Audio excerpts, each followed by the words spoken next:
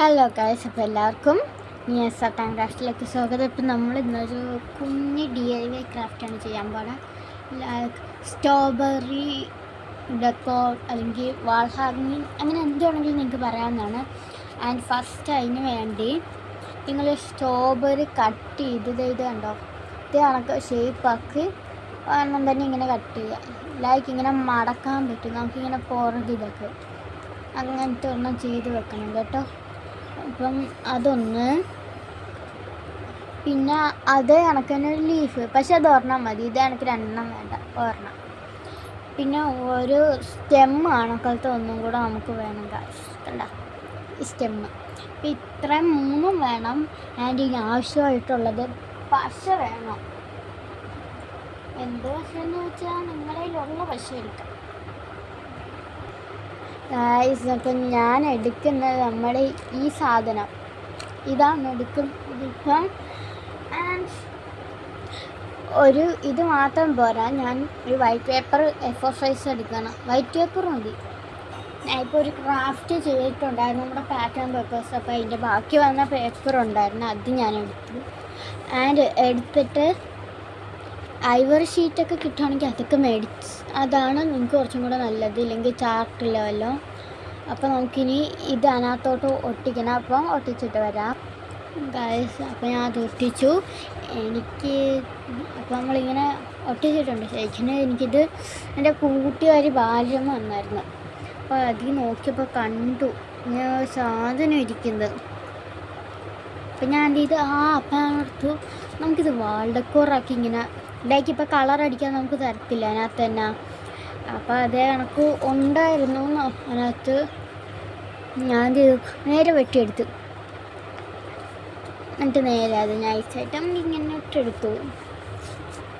അത് വെട്ടിയെടുത്തു ഗൈസ്. നമ്മൾ ഇങ്ങനെ വരച്ചടിക്കാനായിരുന്നു, കളർ അടിക്കാനും ഉണ്ടായിരുന്നു ഇതേ കണക്കിന്. അപ്പം ഞാൻ അതങ്ങനെ നേരെ എടുത്തു. പിന്നെ എല്ലാവരും നമ്മുടെ ഇതൊക്കെ കാണുന്നുണ്ട്, ബട്ട് ആരും ലൈക്കും സബ്സ്ക്രൈബും ഒന്നും ചെയ്യുന്നില്ല ഗൈസ്. വായി നിങ്ങൾ എന്തുകൊണ്ട് ചെയ്യുന്നില്ല? നമ്മളിപ്പോൾ ചാനൽ തന്നെ എത്രയോ 3 ആൾക്കാരെങ്ങാണ്ട് കാണുന്നുണ്ട്, പക്ഷെ അവർ കാണുന്നില്ലാതെ വേറെ ഒന്നും ചെയ്യുന്നില്ല നമ്മുടെ ചാനലിൽ. അപ്പം ഞാൻ അത് രണ്ടും ഒട്ടിച്ചിട്ടുണ്ട്. പിന്നെ ഇതെന്താക്കൂല ഇങ്ങനെയെന്ന് വെച്ചാൽ നമ്മുടെ പശ തീർന്നു. പിന്നെ കേക്ക് പോയി ഒരു പശയൊക്കെ മേടിക്കണം അതിൻ്റെ തന്നെ. അപ്പോൾ ഊറ്റിയെടുത്തിട്ട് നമുക്ക് ഉപയോഗിക്കാം. കേരളക്കാരെങ്ങനെയാണല്ലോ ഇന്ത്യക്കാർ. അപ്പോൾ നമ്മൾ ഇതിങ്ങനെ ഊറ്റി പിഴിഞ്ഞെടുക്കും. അതിനകത്ത് ഇല്ലെന്ന് തോന്നുന്നു കേട്ടോ. ഞാൻ ഒന്ന് എടുത്തിട്ട് വരാം ഗൈസ്. അങ്ങനെ നമ്മൾ 3 ഒട്ടിച്ചു. ഇനി ഒട്ടിച്ചിട്ട് നമുക്ക് എന്ത് ചെയ്യണമെന്ന് വെച്ചാൽ ഇത് കട്ട് ചെയ്യണം.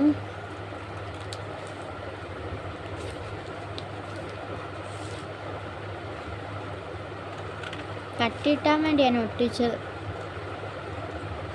നിങ്ങളിപ്പോൾ കാർഡ്ബോർഡിലാണ് ചെയ്യുന്നതെങ്കിൽ കുഴപ്പമില്ല, നിങ്ങൾക്ക് കട്ടിയാണ്. ഐവറി ഷീറ്റിലാണെങ്കിലും കുഴപ്പമില്ല.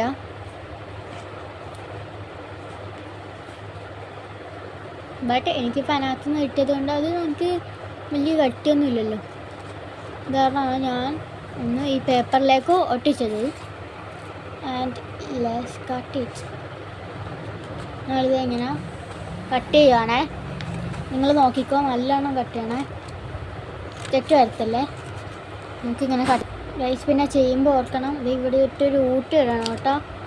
എന്നാലേ നമുക്ക് ആ സ്റ്റെം ഇറക്കാൻ പറ്റുള്ളൂ. അപ്പോൾ അത് ചെയ്യണം. അപ്പോൾ അങ്ങനെ ചെയ്യാൻ പാടാണെങ്കിൽ ഇങ്ങനെ മടക്കി കൊടുത്തിട്ട് ആൻഡ് നമുക്ക് ഇവിടെ നിന്ന് ഇങ്ങനെ കട്ട് ചെയ്താൽ മതി. കണ്ടോ, നമുക്ക് ഹോള് റെഡിയായി. അപ്പോൾ അങ്ങനെ ചെയ്യും. ആൻഡ് ഗൈസ് നമ്മൾ 3 ഒട്ടിച്ചെടുത്തു. ഇപ്പോൾ കട്ടിയായി കേട്ടോ. നേരത്തെ കണക്കിൽ പിടിച്ചാൽ കീറി പോണ ആ ഒരു ഇതല്ല. ആൻഡ് നിങ്ങൾ ഇങ്ങനെ മടക്കണം. മടക്കുന്നതിന് മുമ്പ് ഇതെല്ലാം കളർ ചെയ്തെടുക്കണം കേട്ടോ. നമുക്കിപ്പോൾ കളർ ചെയ്യാം. ഗൈസ് നമുക്കിപ്പം കളർ അടിക്കാതെ ഞാൻ ആൽക്കഹോൾ മാർക്കറാണ് ഉപയോഗിക്കുന്നത്. ഇപ്പം ഇത് നമുക്ക് ഫുള്ളും കളർ അടിച്ചിട്ട് കാണാം. ഈ ഊട്ടം അടിക്കല്ലോ, ഊട്ടേ നമുക്ക് ബ്ലാക്ക് അടിക്കാനുള്ള. നമുക്കിത് ഫുള്ള് അടിച്ചിട്ട് കാണാം. Bye bye guys. അങ്ങനെ നമ്മളെല്ലാം കളർ അടിച്ചടിച്ചിരിക്കുന്നു. ഇനി ഞാൻ ഇതിൻ്റെ പുറത്തുള്ള നമ്മുടെ ടേപ്പ് ഉണ്ടല്ലോ, ടേപ്പ് അത് നിങ്ങൾക്ക് വേണമെങ്കിൽ ഒട്ടിക്കാം. പക്ഷെ ഞാൻ ഇച്ചിരി തിളക്കം കിട്ടാൻ ഒട്ടിക്കുന്നു.